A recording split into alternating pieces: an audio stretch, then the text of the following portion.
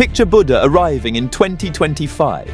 Someone hands him a smartphone, not to achieve enlightenment, but to offer a free trial of calm. Would he marvel at humanity's progress, or try to cancel before the next billing cycle? Welcome to History Reacts, where old school wisdom meets our new school world.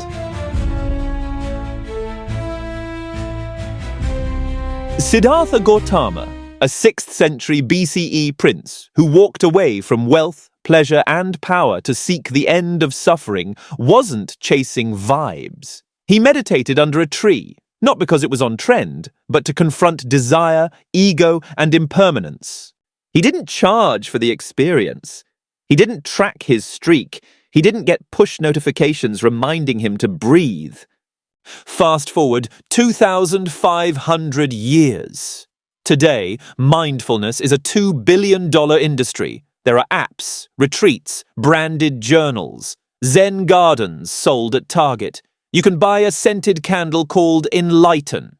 You can get your inner peace in 6 installments of $11.99. To Buddha, this wouldn't just be confusing, it would be deeply ironic. Because the original path to enlightenment wasn't guided by a soothing voice and lo-fi beats. It was about letting go of the self, not optimizing it. The goal wasn't calm, it was liberation. And yet, the modern mindfulness economy has turned stillness into another form of striving. You can now track how relaxed you are, compete with yourself to be the best at non-attachment, earn badges for daily breathing.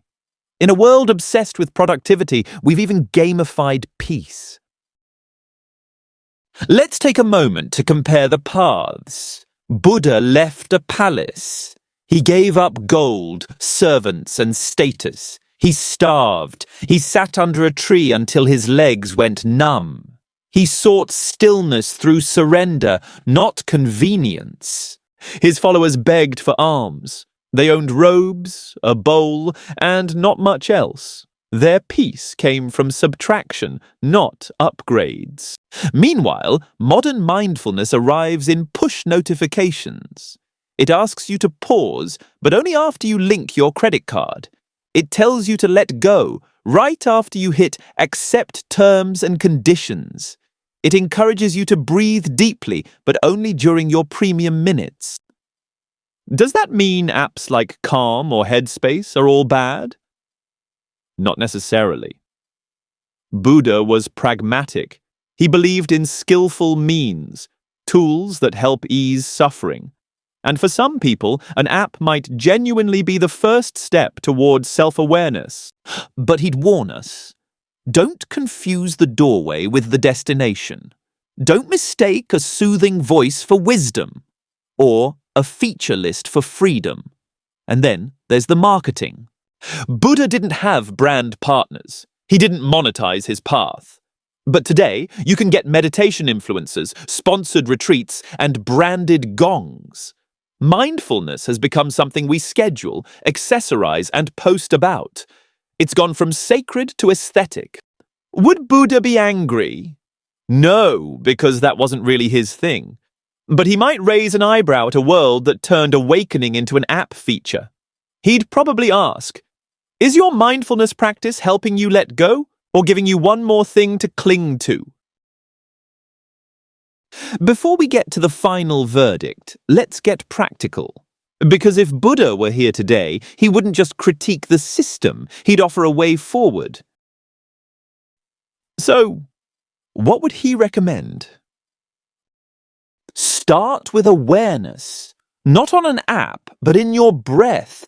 Just sit. No music, no timer, no agenda.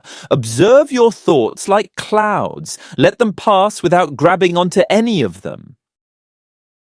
Next, simplify. Buddha taught that craving causes suffering. So take inventory. What are you constantly chasing? What could you let go of? Peace isn't found in adding more, but in needing less. And finally, practice compassion. For yourself, for others, even for the influencer selling a $40 incense holder. True mindfulness isn't self-improvement, it's self-transcendence. So, what's the final verdict? Buddha wouldn't condemn the apps, but he would caution against mistaking the package for the path. Inner peace isn't a product. You can't buy your way to freedom. He'd remind us, the way out of suffering isn't through subscriptions, it's through awareness. What do you think? Would Buddha give calm 5 stars, or just a knowing smile? Drop your verdict in the comments. And subscribe to History Reacts, because when inner peace goes corporate, it's only fair to hear from the original source.